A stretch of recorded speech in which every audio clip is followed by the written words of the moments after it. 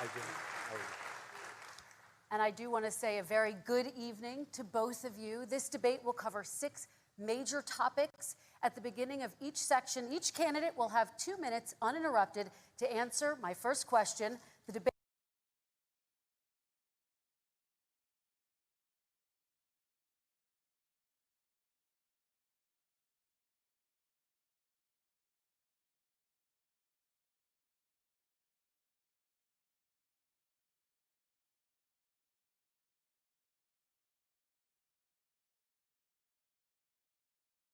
Commission will then turn on their microphone only when it is their turn to answer, and the Commission will turn it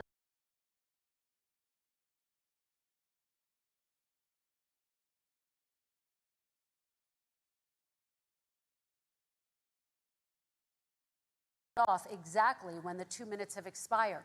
After that, both microphones will remain on, but on behalf of the voters, I'm going to ask you to please speak one at a time. The goal is for you to hear each other and for the American people to hear every word of what you both have to say. And so with that, if you're ready, let's start. And we will begin with the fight against the coronavirus. President Trump, the first question is for you. The country is heading into a dangerous new phase. More than 40,000 Americans are in the hospital tonight with COVID, including record numbers here in Tennessee. And since the two of you last shared a stage, 16,000 Americans have died from COVID. So please be specific. How would you lead the country during this next stage of the coronavirus crisis? 2 minutes, uninterrupted. So, as you know, 2.2 million people modeled out were expected to die. We closed up the greatest economy in the world in order to fight this horrible disease that came from China. It's a worldwide pandemic. It's all over the world. You see the spikes in Europe and many other places right now. If you notice, the mortality rate is down 85%. The excess mortality rate is way down and much lower than almost any other country. And we're fighting it, and we're fighting it hard. There is a spike. There was a spike in Florida, and it's now gone. There was a very big spike in Texas. It's now gone. There was a very big spike in Arizona. It's now gone. And there are some spikes and surges in other places. They will soon be gone. We have a vaccine that's coming. It's ready. It's going to be announced within weeks, and it's going to be delivered. We have Operation Warp Speed, which is the military is going to distribute the vaccine. I can tell you from personal experience that I was in the hospital. I had it, and I got better. And I will tell you that I had something that they gave me, a therapeutic, I guess they would call it. Some people could say it was a cure. But I was in for a short period of time, and I got better very fast, or I wouldn't be here tonight. And now they say I'm immune. Whether it's 4 months or a lifetime, nobody's been able to say that, but I'm immune. More and more people are getting better. We have a problem that's a worldwide problem. This is a worldwide problem. But I've been congratulated by the heads of many countries on what we've been able to do. If you take a look at what we've done in terms of goggles and masks and gowns and everything else, and in particular ventilators. We're now making ventilators all over the world, thousands and thousands a month, distributing them all over the world. It will go away, and as I say, we're rounding the turn, we're rounding the corner. It's going away. Okay, former Vice President Biden, to you, how would you lead the country out of this crisis? You have 2 minutes uninterrupted. 220,000 Americans dead. If you hear nothing else I say tonight, hear this. Anyone who's responsible for not taking control, in fact, not saying I take no responsibility initially, anyone who's responsible for that many deaths should not remain as President of the United States of America. We're in a situation where there are 1,000 deaths a day now, 1,000 deaths a day, and there are over 70,000 new cases per day. Compared to what's going on in Europe, as the New England Medical Journal said, they're starting from a very low rate. We're starting from a very high rate. The expectation is we'll have another 200,000 Americans dead between now and the end of the year. If we just wore these masks, the president's own advisors have told him, we could save 100,000 lives. And we're in a circumstance where the president thus far and still has no plan. no comprehensive plan. What I would do is make sure we have everyone encouraged to wear a mask all the time. I would make sure we move in the direction of rapid testing, investing in rapid testing. I would make sure that we set up national standards as to how to open up schools and open up businesses so they can be safe and give them the wherewithal, the financial resources to be able to do that. We're in a situation now where the New England Medical Journal, one of the most serious journals in the whole world, said for the first time ever that the way this president has responded to this crisis has been absolutely tragic. And so, folks, I will take care of this. I will end this. I will make sure we have a plan. President Trump, I'd like to follow up with you in your comments. You talked about taking a therapeutic. I assume you're referencing Regeneron. You also said a vaccine will be coming within weeks. Yes. Is that a guarantee? No, it's not a guarantee, but it will be by the end of the year. But I think it has a good chance. There are two companies, I think, within a matter of weeks, and it will be distributed very quickly. Can you tell us which companies? Johnson & Johnson is doing very well. Moderna is doing very well. Pfizer is doing very well. And we have numerous others. Then we also have others that we're working on very closely with other countries, in particular Europe. Let me follow up with you, and because this is new information, you have said a vaccine is coming soon, within weeks now. Your own officials say it could take well into 2021 at the earliest for enough Americans to get vaccinated. And even then, they say the country will be wearing masks and distancing into 2022. Is your timeline realistic? No, I think my timeline is going to be more accurate. I don't know that they're counting on the military the way I do, but we have our generals lined up, one in particular that's the head of logistics. And this is a very easy distribution for him. He's ready to go as soon as we have the vaccine. And we expect to have 100 million vials. As soon as we have the vaccine, he's ready to go. Vice President Biden, your reaction, and just 40% of Americans say they would definitely agree to take a coronavirus vaccine if it was approved by the government. What steps would you take to give Americans confidence in a vaccine if it were approved? Make sure it's totally transparent. Have the scientists of the world see it, know it, look at it, go through all the processes. And by the way, this is the same fellow who told you this is going to end by Easter last time. This is the same fellow who told you that, don't worry, we're going to end this by the summer. We're about to go into a dark winter, and he has no clear plan, and there's no prospect that there's going to be a vaccine available for the majority of the American people before the middle of next year. President Trump, your reaction, he says you have no plan. I don't think we're going to have a dark winter at all. We're opening up our country. We've learned and studied and understand the disease, which we didn't at the beginning. When I closed and banned China from coming in heavily infected, and then ultimately Europe, but China was in January. Months later, he was saying I was xenophobic. I did it too soon. Now he's saying, oh, I should have, moved quicker. But he didn't move quicker. He was months behind me, many months behind me. And frankly, he ran the H1N1 swine flu, and it was a total disaster, far less lethal, but it was a total disaster. Had that had this kind of numbers, 700,000 people would be dead right now, but it was a far less lethal disease. Look, his own person who ran that for him, who, as you know, was his chief of staff, said it was catastrophic, it was horrible, we didn't know what we were doing. Now he comes up and he tells us how to do this. Also, everything that he said about the way, every single move that he said we should make, that's what we've done. We've done all of it. But he was way behind us. Vice President Biden, your response. My response is he is xenophobic, but not because he shut down access from China. And he did it late after 40 countries had already done that. In addition to that, what he did, he made sure that we had 44 people that were in there in China trying to get to Wuhan to determine what exactly the source was. What did the president say in January? He said, no, he said, he's being transparent. The president of China is being transparent. We owe him a debt of gratitude. We have to thank him. And then what happened was we started talking about using the Defense Act to make sure we go out and get whatever is needed out there to protect people. And again, I go back to this. He had nothing. He did virtually nothing. And then he gets out of the hospital and he talks about, don't worry, it's all going to be over soon. Come on. There's not another serious scientist in the world who thinks it's going to be over soon. President Trump, your reaction? I say over soon. I say we're learning to live with it. We have no choice. We can't lock ourselves up in a basement like Joe does. He has the ability to lock himself up. I don't know. He's obviously made a lot of money someplace, but he has this thing about living in a basement. People can't do that. By the way, I, as the president, couldn't do that. I'd love to put myself in the basement or in a beautiful room in the White House and go away for a year and a half until it disappears.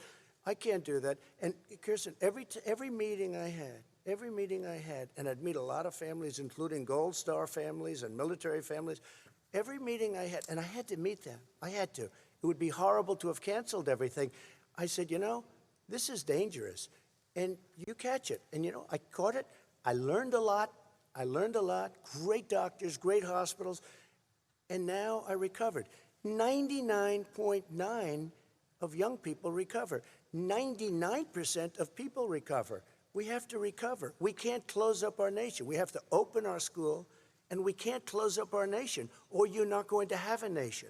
And of course, the CDC has said young people can get sick with COVID-19 and can pass it. Vice President Biden, I want to talk broadly about strategy, though. Can I respond to that? 30 seconds, please, and then I have a question. No, number one, he says that we're learning to live with it. People are learning to die with it. You folks home will have an empty chair at the kitchen table this morning. That man or wife going to bed tonight and reaching over to try to touch their, out of habit, where their wife or husband was, is gone. Learning to live with it. Come on. We're dying with it because he has never said, you said it's dangerous. When's the last time? Is it really dangerous still? Are we dangerous? You tell the people it's dangerous now? What should they do about the danger? And you say, I take no responsibility. Let me talk about your two. Excuse me, I take full responsibility. It's not my fault that it came here. It's China's fault. And you know what? It's not Joe's fault that it came here either.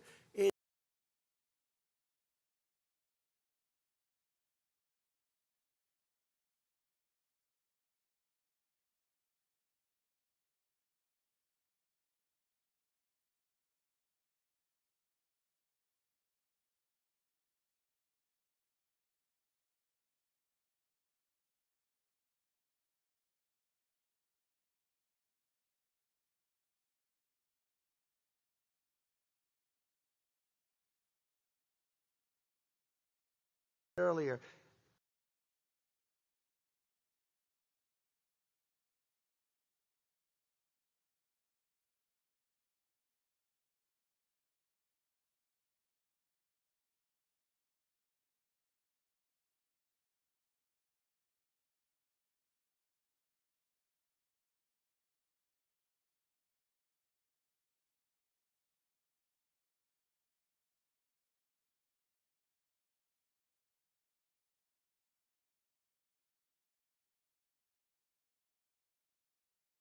Toward dealing with this. Mr. Vice President, you suggested you would support new shutdowns if scientists recommended it. What do you say to Americans who are fearful that the cost of shutdowns, the impact on the economy, the higher rates of hunger, depression, domestic and substance abuse outweighs the risk of exposure to the virus? What I would say is I'm going to shut down the virus, not the country.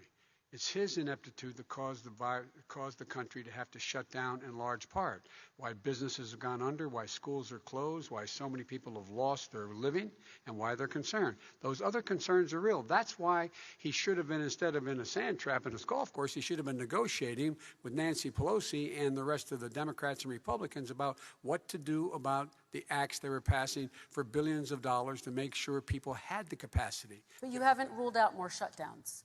Well, no, I'm not shutting down the nation, but there are, look, you need standards. The standard is if you have a reproduction rate in a community that's above a certain level, everybody says, slow up, more social distancing, do not open bars and do not open gymnasiums, do not open until you get this under control, under more control.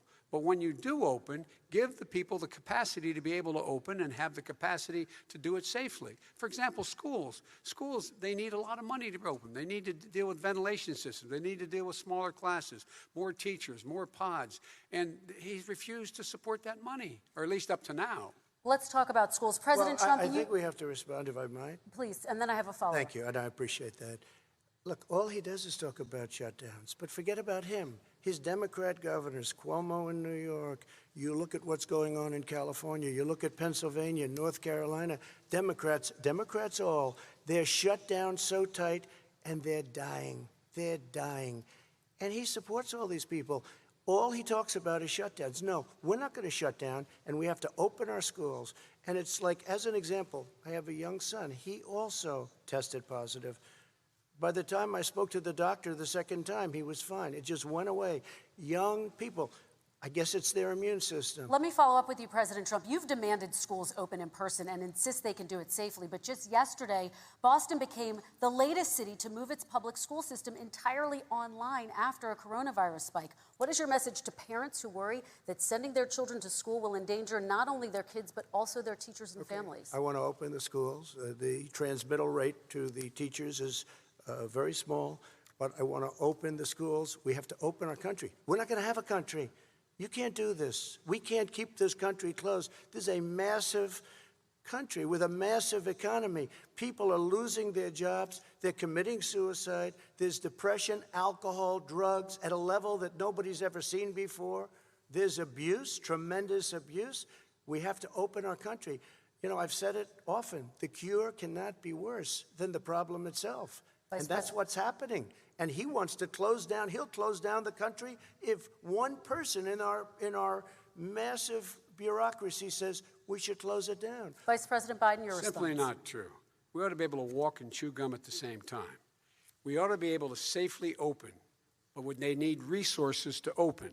You need to be able to, for example, if you're going to open a business, have social distancing within the business. You need to have, if you have a restaurant, you need to have plexiglass dividers so people cannot infect one another. You need to be in a position where you can take testing rapidly and know whether a person is in fact infected.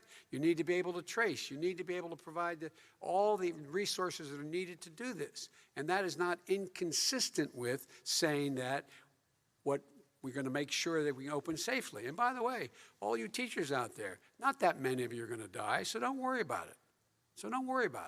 Come on. President Trump, let me follow up with you quickly. By the way, I will say this. If you go and look at what's happened to New York, it's a ghost town. It's a ghost town. And when you talk about plexiglass, these are restaurants that are dying. These are businesses with no money. Putting up plexiglass is unbelievably expensive, and it's not the answer. I mean, you're going to sit there in a cubicle wrapped around with plastic. These are businesses that are dying, Joe. You can't do that to people. You just can't. Take a look at New York and what's happened to my wonderful city for so many years. I loved it. It was vibrant. It's dying. Everyone's leaving New York. Take a look at what New York has done in terms of turning the curve down in terms of the number of people dying. And I don't look at this in terms of the way he does. Blue states and red states. They're all the United States. And look at the states that are having such a spike in the coronavirus. They're the red states. They're the states in the Midwest. They're the states in the upper Midwest. That's where the spike is occurring significantly. But they're all Americans. They're all Americans. And what we have to do is say, wear these masks, number one. Make sure we get the help that the businesses need that has money's already been passed to do that. It's been out there since the beginning of the summer, and nothing's happened. President, New York has lost more than 40,000 people, 11,000 people in nursing homes. President Trump, when you say spike, take a look at what's happening in Pennsylvania, where they've had it closed. Take a look at what's happening with your friend in Michigan, where her husband's the only one allowed to do anything. It's been like a prison. Now it was just ruled unconstitutional. Take a look at North, and they've been closed, and they're getting killed financially. We can't let that happen, Joe. You can't let that happen. We have to open up. And we understand the disease. We have to protect our seniors. We have to protect our elderly. We have to protect especially our seniors with heart problems and diabetes problems. And we will protect them. We have the best testing in the world by far. That's why we have so many cases. Let me follow up with you before we move on to our next section. President Trump, this week you called Dr. Anthony Fauci, the nation's best-known infectious disease expert, quote, a disaster. You described him and other medical experts as, quote, idiots. If you're not listening to them, who are you listening to as you fight this? I'm listening to all of them, including Anthony. I get along very well with Anthony. But he did say, don't wear masks. He did say, as you know, this is not going to be a problem. I think he's a Democrat, but that's okay. He said, this is not going to be a problem. We are not going to have a problem at all. When Joe says that, I said, Anthony Fauci said, and others, and many others, and I'm not knocking him a lot. Nobody knew. Look, nobody knew what this thing was. Nobody knew where it was coming from, what it was. We've learned a lot. But Anthony said, don't wear masks. Now he wants to wear masks. Anthony also said, if you look back, exact words, here's his exact words. This is no problem. This is going to go away soon. So he's allowed to make mistakes. He happens to be a good person. Vice President Biden, your response quickly, and then we're going to move on to the next section. My response is that think about what the president knew in January and didn't tell the American people. He was told this was a serious virus that spread in the air, and it was much worse than the flu. He went on record and said to one of your colleagues, recorded, that in fact he knew how dangerous it was, but he didn't want to tell us. He didn't want to tell us because he didn't want us to panic. He didn't want us, Americans don't panic. He panicked. But guess what? In the meantime, we found out in the New York Times the other day that, in fact, his folks went to Wall Street and said this is a really dangerous thing. And a memo out of that meeting, not from his administration, but from some of the brokers, said sell short because we got to get moving. It's a dangerous problem. Well, this is I'm going to give you 30 seconds to respond, and then we're going to move on. The Wall Street one, I don't know. Somebody went to Wall Street. You're the one that takes all the money from Wall Street. I don't take it. You have raised a lot of money, tremendous amounts of money. And every time you raise money, deals are made, Joe. I could raise so much more money. As president and as somebody that knows most of those people, I could call the heads of Wall Street, the heads of every company in America. I would blow away every record, but I don't want to do that because it puts me in a bad position. And then you bring up Wall Street. You shouldn't be bringing up Wall Street because you're the one that takes the money from Wall Street, not me. I could blow away your records that, like you wouldn't believe. We don't need money. We have plenty of money. In fact, we beat Hillary Clinton with a tiny fraction of the money that she was able to. All right, gentlemen, we're going to move on. Don't tell me about Wall Street. Average contribution, $43. All right, we're going to move on to our next section, which is national security. And I do want to start with the security of our elections and some breaking news from overnight. Just last night, top intelligence officials confirmed again that both Russia and Iran are working to influence this election. Both countries have obtained U.S. voter registration information, these officials say, and Iran sent intimidating messages to Florida voters. This question goes to you, Mr. Vice President. What would you do to put an end to this threat? You have 2 minutes uninterrupted. I made it clear, and I ask everyone else to take the pledge. I made it clear that any country, no matter who it is, that interferes in American elections will pay a price. They will pay a price. And it's been overwhelmingly clear this election, I won't even get into the last one, this election, that Russia has been involved, China has been involved to some degree, and now we learn that Iran is involved. They will pay a price if I'm elected. They're interfering with American sovereignty. That's what's going on right now. They're interfering with American sovereignty. And to the best of my knowledge, I don't think the president said anything to Putin about it. I don't think he's stalking them a lot. I don't think he said a word. I don't know why he hadn't said a word to Putin about it. And I don't know what he has recently said, if anything, to the Iranians. My guess is he'd probably be more outspoken with regard to the Iranians. But the point is this, folks. We are in a situation where we have foreign countries trying to interfere in the outcome of our election. His own national security advisor told him that what is happening with his buddy, I will. His buddy, Rudy Giuliani, he's being used as a Russian pawn. He's being fed information that is Russian, that is not true. And then what happens? Nothing happens. And then you find out that everything that's going on here about Russia is wanting to make sure that I do not get elected the next president of the United States because they know I know them and they know me. I don't understand why this president is unwilling to take on Putin when he's actually paying bounties to kill American soldiers in Afghanistan, when he's engaged in activities that are trying to destabilize all of NATO. I don't know why he doesn't do it, but it's worth asking the question, why isn't that being done? Any country that interferes with us will, in fact, pay a price because they're affecting our sovereignty. President Trump, same question to you. Let me ask the question. You're going to have 2 minutes to respond. For 2 elections in a row now, there has been substantial interference from foreign adversaries. What would you do in your next term to put an end to this? 2 minutes uninterrupted. Well, let me respond to the first part, as Joe answered. Joe got $3.5 million from Russia, and it came through Putin because he was very friendly with the former mayor of Moscow, and it was the mayor of Moscow's wife. And you got $3.5 million. Your family got $3.5 million, and you know, someday you're going to have to explain, why did you get 3.5? I never got any money from Russia. I don't get money from Russia. Now, about your thing last night, I knew all about that. And through John Ratcliffe, who is fantastic, DNI, he said, the one thing that's common to both of them, they both want you to lose, because there has been nobody tougher to Russia. Between the sanctions, nobody tougher than me on Russia. Between the sanctions, between all of what I've done with NATO, I've got the NATO countries to put up an extra $130 billion, going to $420 billion a year. That's to guard against Russia. I sold, while he was selling pillows and sheets, I sold tank busters to Ukraine. There has been nobody tougher on Russia than Donald Trump. And I'll tell you, they were so bad. They took over the submarine port. You remember that very well. During your term, during you and Barack Obama, they took over a big part of what should have been Ukraine. You handed it to them, but you were getting a lot of money from Russia. They were paying you a lot of money, and they probably still are. But now, with what came out today, it's even worse. All of the emails, the horrible emails of the kind of money that you were raking in, you and your family. And Joe, you were vice president when some of this was happening, and it should have never happened.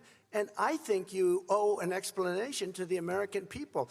Why is it? Somebody just had a news conference a little while ago who was essentially supposed to work with you and your family, but what he said was damning. And regardless of me, I think you have to clean it up and talk to the American people. Maybe you can do it right now.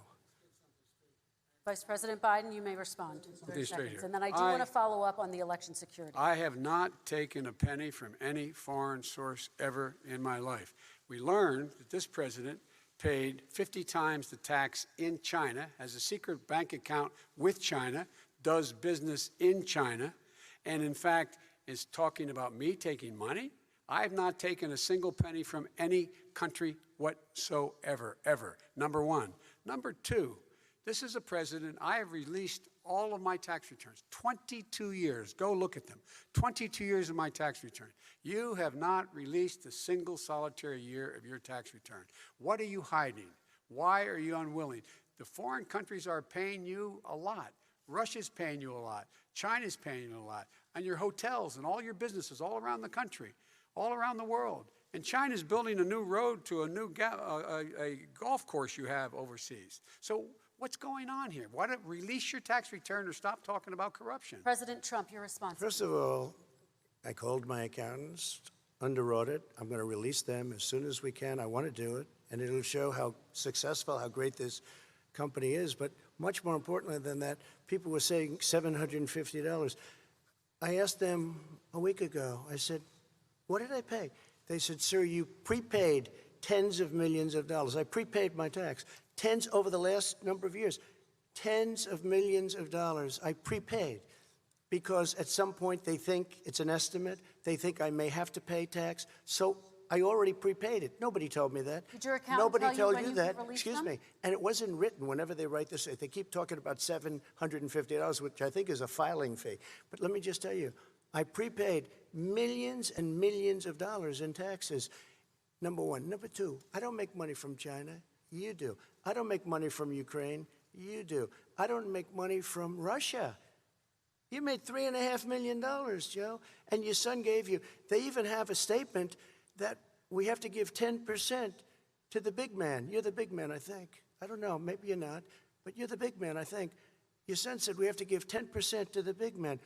Joe, what's that all about? It's terrible. All right, gentlemen, I want to ask you both some questions about all of this, but I'm going to let you both respond very quickly. You just said you spoke to your accountant about potentially releasing your taxes. Did he tell you when you can release them? Do you have a deadline for when you're going to release them to the American people? I get treated worse than the Tea Party got treated because I have a lot of people in there deep down in the IRS. They treat me horribly.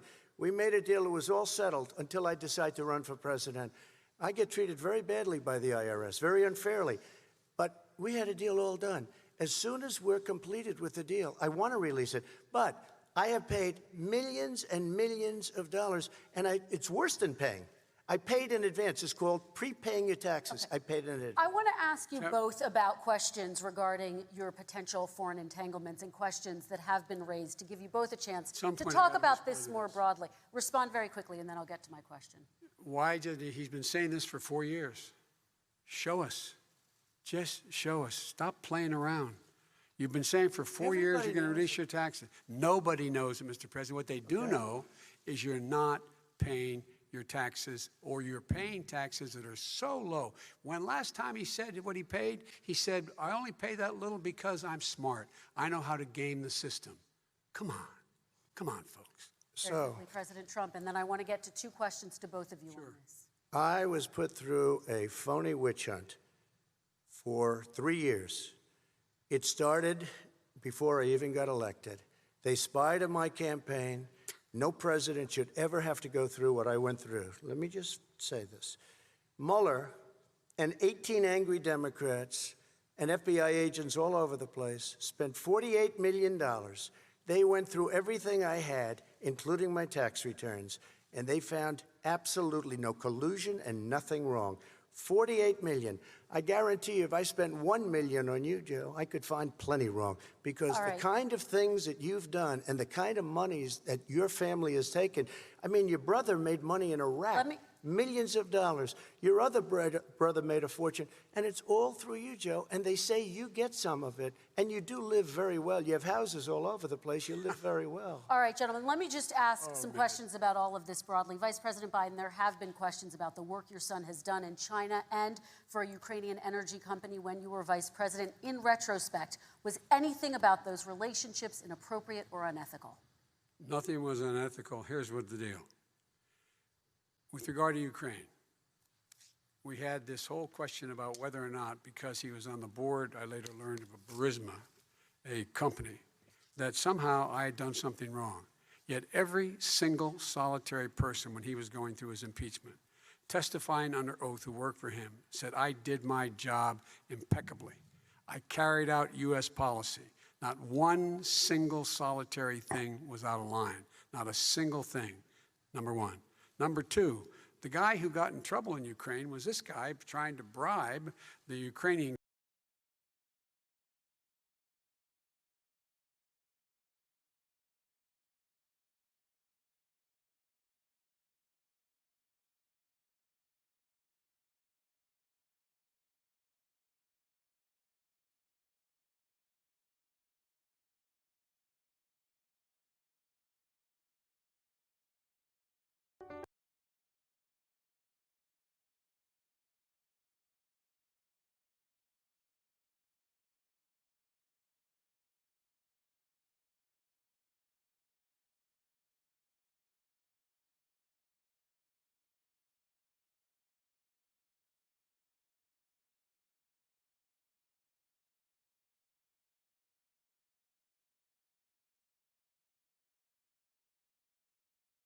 economy.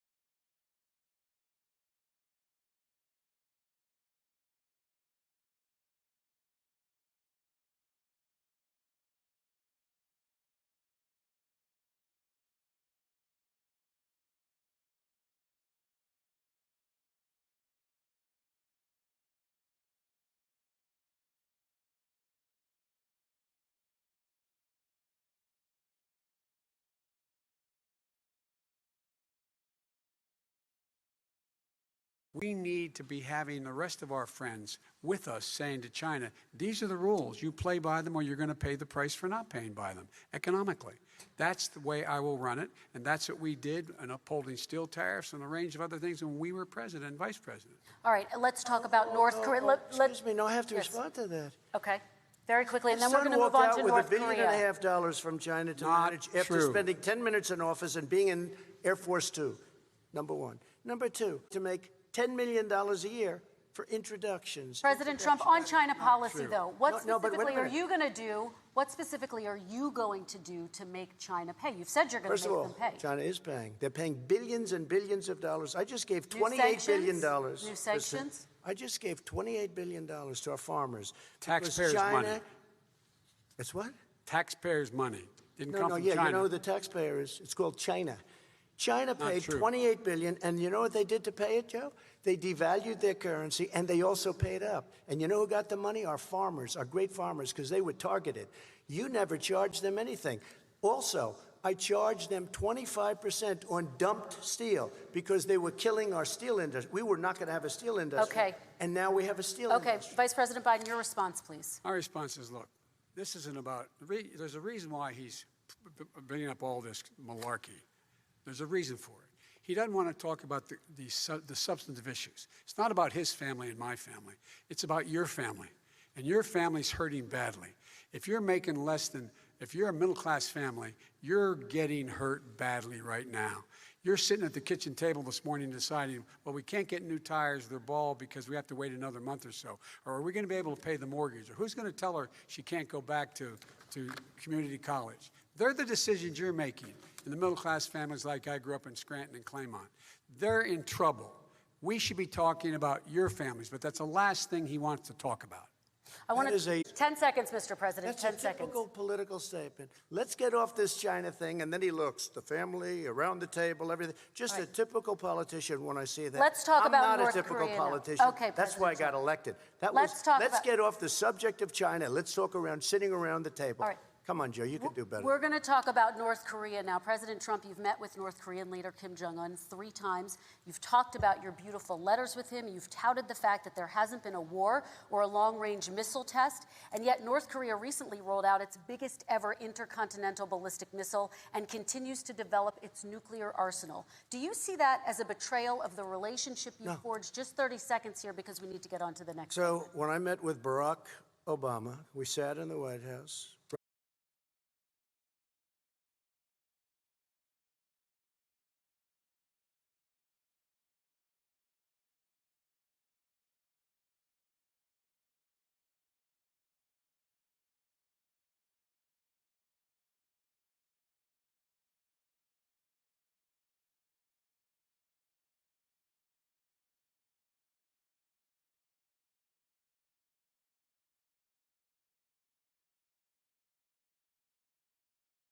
A great conversation. It was supposed to be 15 minutes, and it was well over an hour.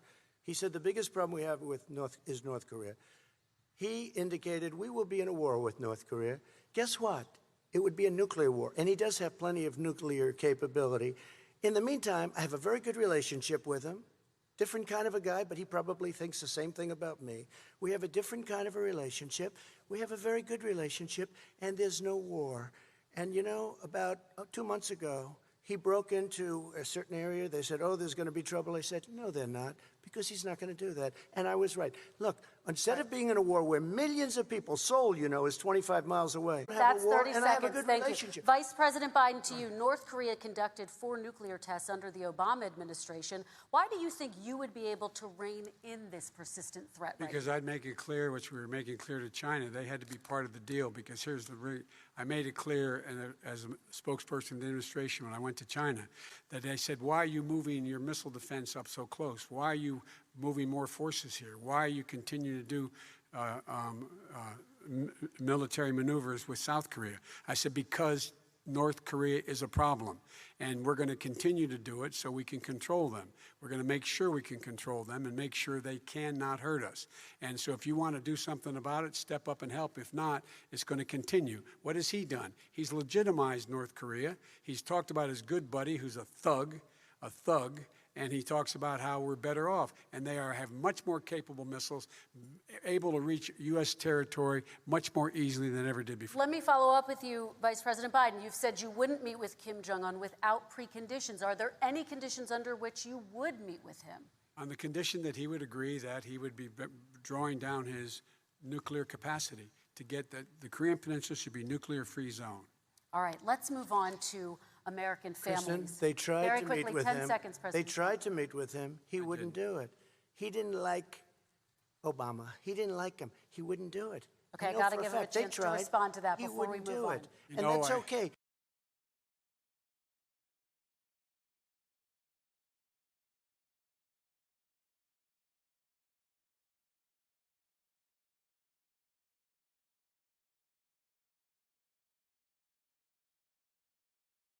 You know what, North Korea, we're not in a war. We have a good relationship. You know, people don't understand. Having a good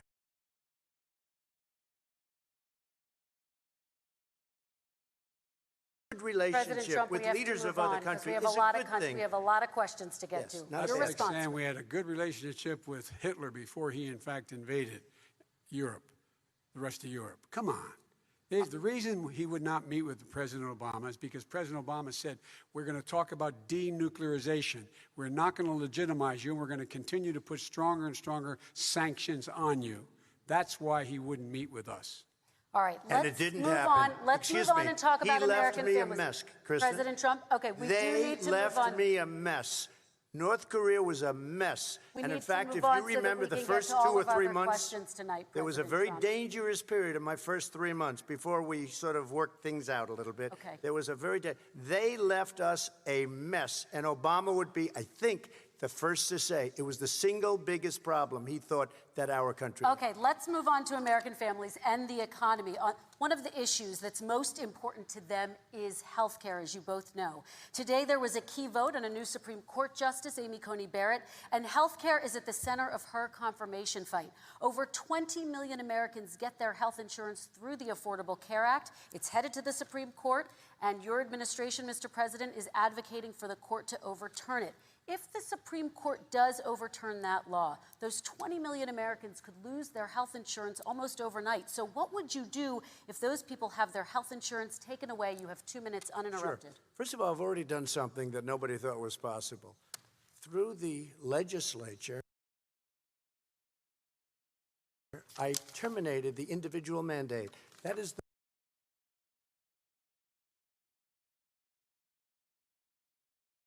the worst. The individual mandate where you have to pay a fortune for Obamacare is no good.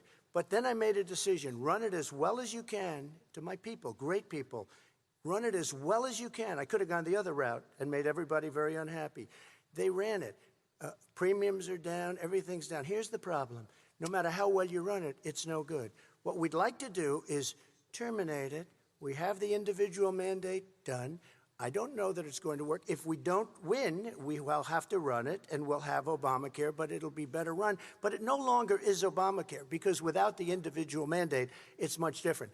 Pre-existing conditions will always stay. What I would like to do is a much better health care, much better, will always protect people with pre-existing. So I'd like to terminate Obamacare, come up with a brand new, beautiful health care.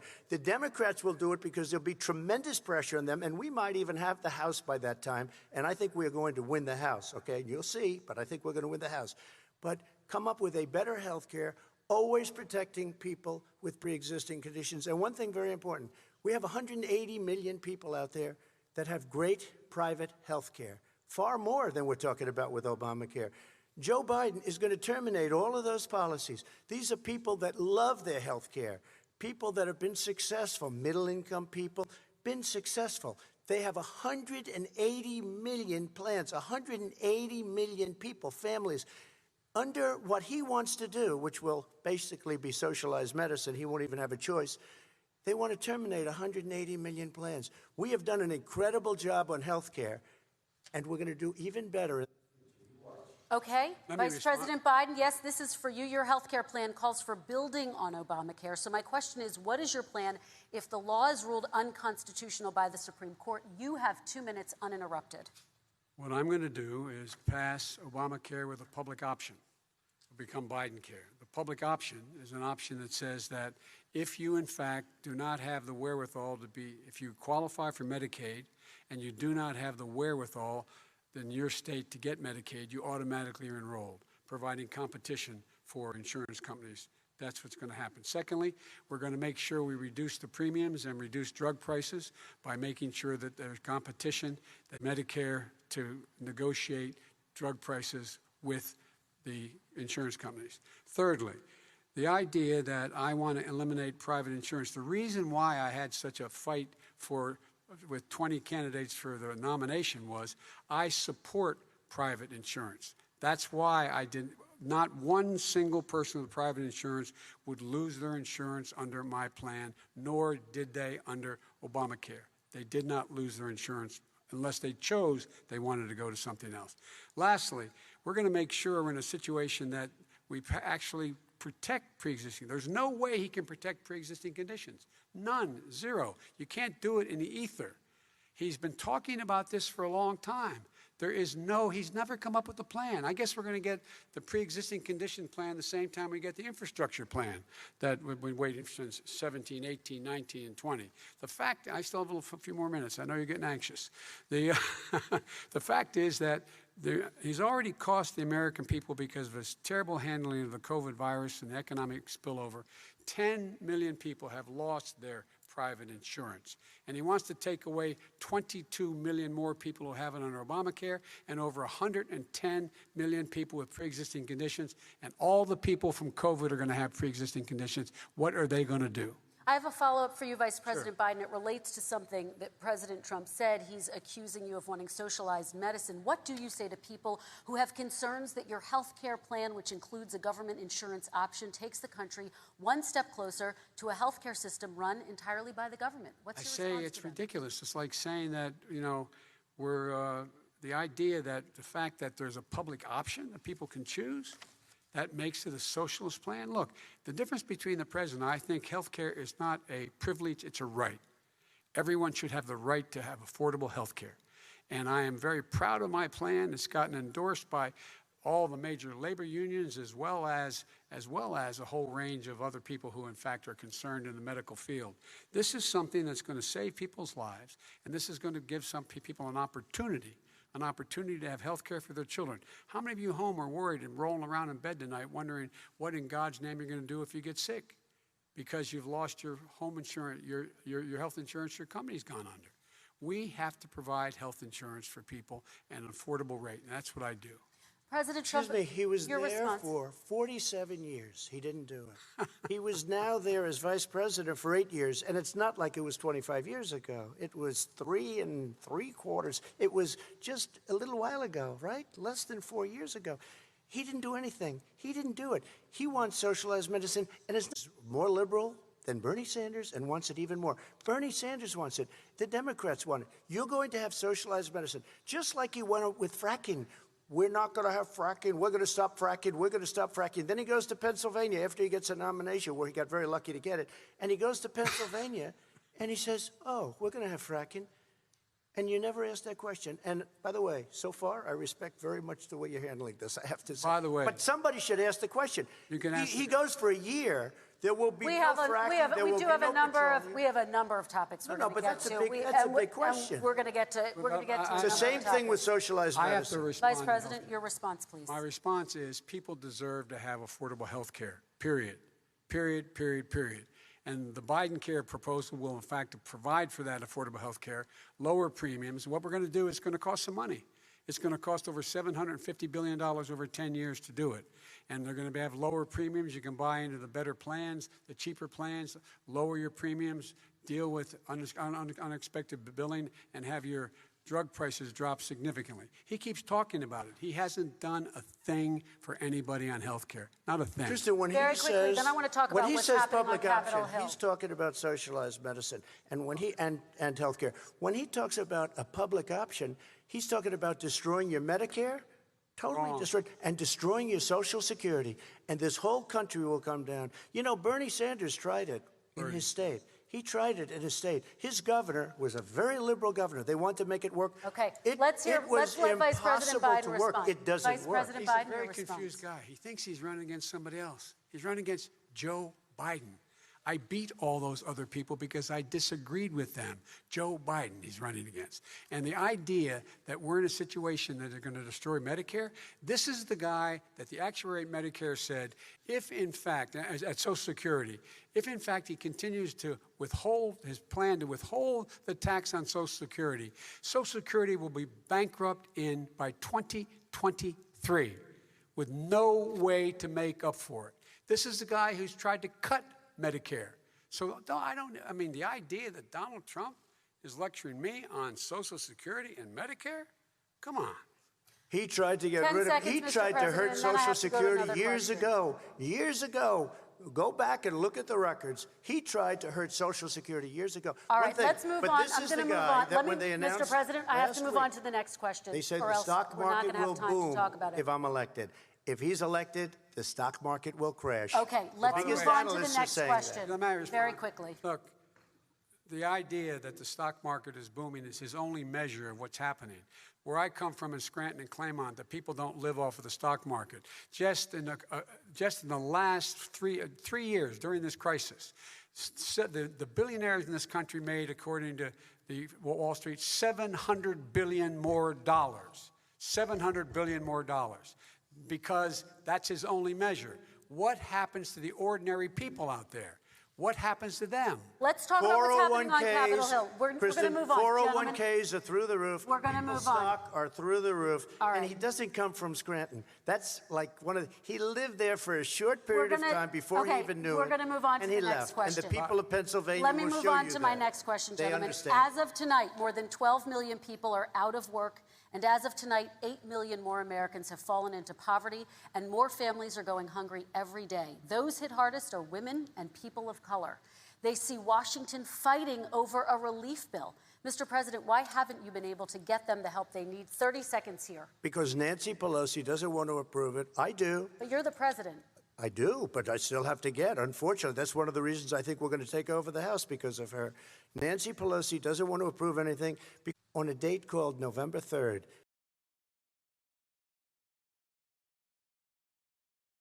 Nancy Pelosi does not want to approve it. We are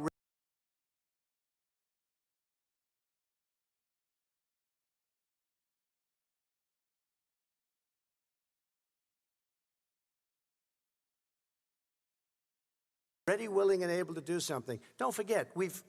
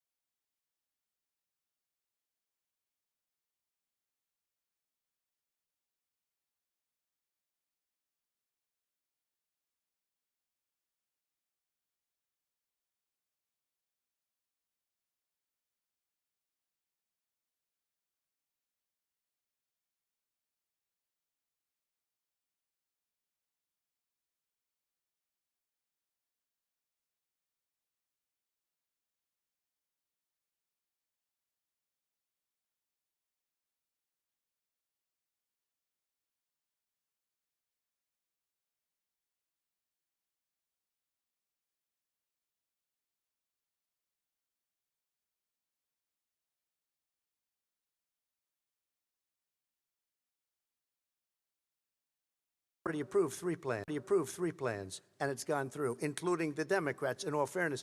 This one she doesn't want. It's near the election because she thinks it helps her politically.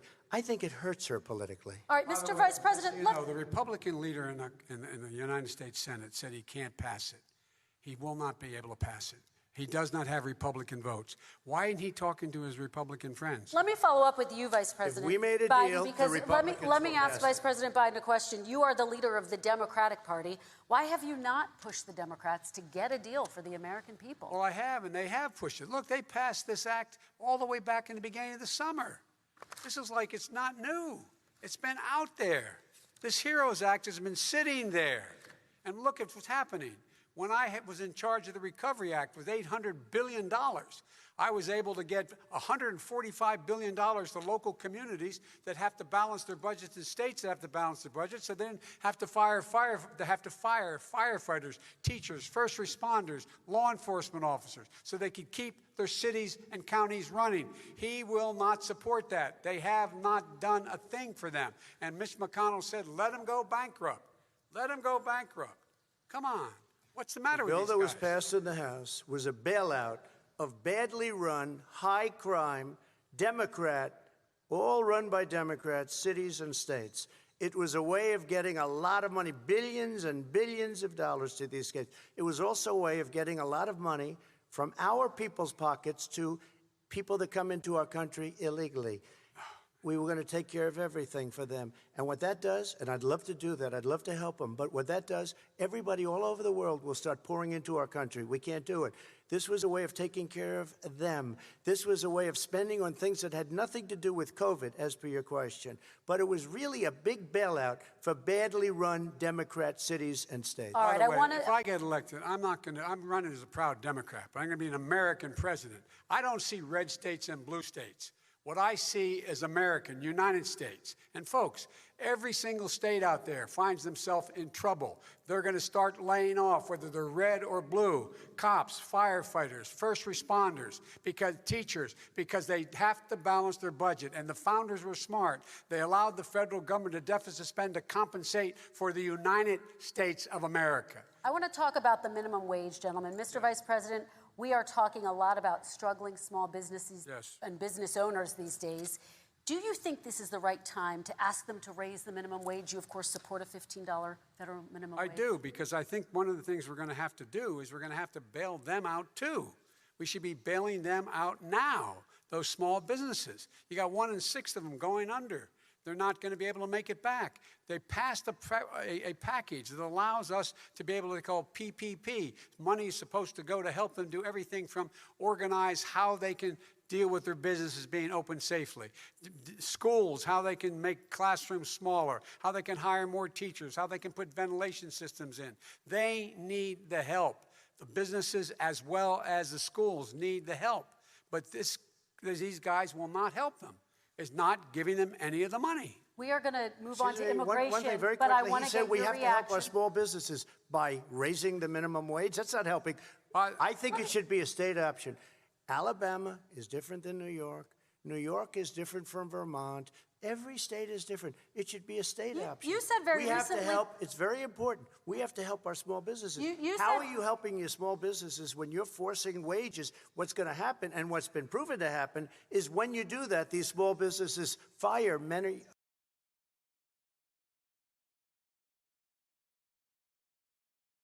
of their employees. You said very recently you would consider raising the federal minimum wage to $15 an hour. You said recently you would consider raising the federal minimum wage to $15 an hour. Is that still the case? And I would consider it to an extent, but in a what I really like, administration?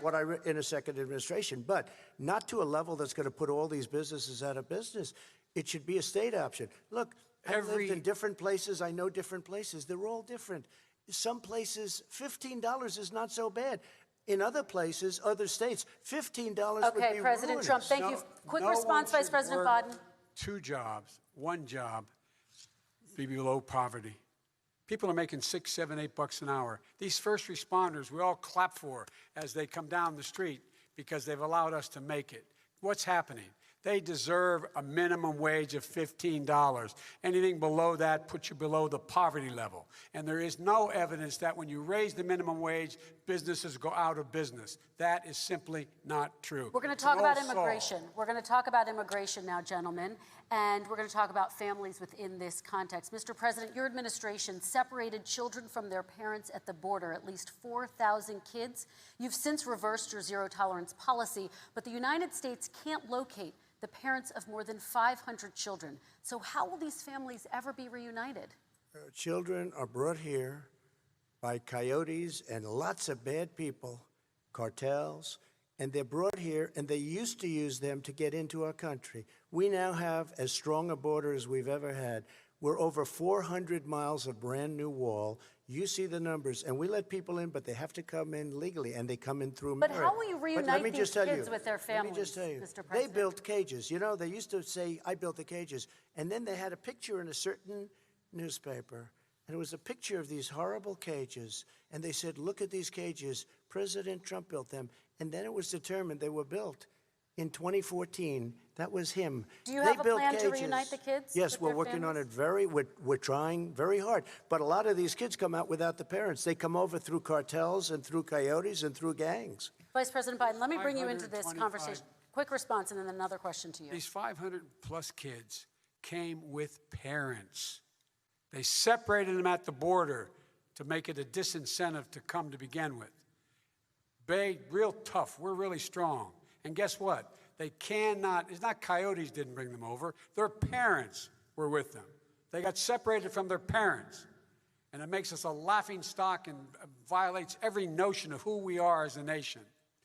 Let me ask you a follow-up Kristen, question. they did it. We changed the policy. Your response they to that? They did it. We changed. Did not They built the separate cages. They, who built the cages, Joe? Let's talk about what who built the talking about. cages, Let's Joe? talk about what we're talking about. What happened? Parents were ripped, their kids were ripped from their arms and separated.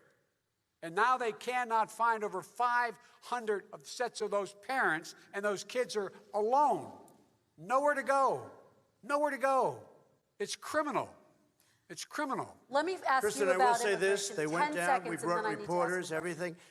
They are so well taken care of. They're in facilities that were so clean. But some that of have them gotten haven't been such reunited But with their just ask families. one question. Who built the cages? I'd love you to ask him that. Who built the cages? Let me ask about your immigration policy, Mr. Vice President. The Obama administration did fail to deliver immigration reform, which had been a key promise during the administration. It also presided over record deportations as well as family detentions at the border before changing course. So why should voters trust you with an immigration overhaul now? Because we made a mistake. It took too long to get it right. It took too long to get it right. I'll be president of the United States, not vice president of the United States. And the fact is, I've made it very clear. Within 100 days, I'm going to send to the United States Congress a pathway to citizenship for over 11 million undocumented people. And all of those so-called dreamers, those DACA kids, they're going to be immediately certified again to be able to stay in this country and put on a path to citizenship. The idea that they are being sent home by this guy and they want to do that is they've gone to a country they've never seen before. I can imagine you're 5 years old, your parents are taking you across the Rio Grande River and it's illegal. And you say, oh no, Mom, leave me here. I'm not going to go with you. They've been here. Many of them are model citizens. Over 20,000 of them are first responders out there taking care of people during this crisis. We owe them. We owe them. President Kristen, Trump, he your had reaction. 8 years to do what he said he